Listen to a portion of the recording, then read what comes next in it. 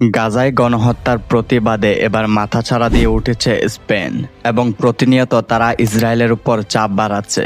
বর্বরতা বন্ধ না হওয়া পর্যন্ত দেশটিকে সকল ধরনের খেলাধুলা থেকে নিষিদ্ধের দাবি জানিয়েছে স্পেন এবং সেই সাথে স্পেন স্পষ্টভাবে জানিয়ে দিয়েছে ইসরায়েল যদি 2026 বিশ্বকাপে অংশ নেয় তাহলে স্পেন সেই বিশ্বকাপ বয়কট করবে।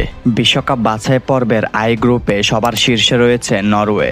আই গ্রুপের 2 নম্বরে রয়েছে ইতালি এবং 3 নম্বরে রয়েছে ইসরায়েল।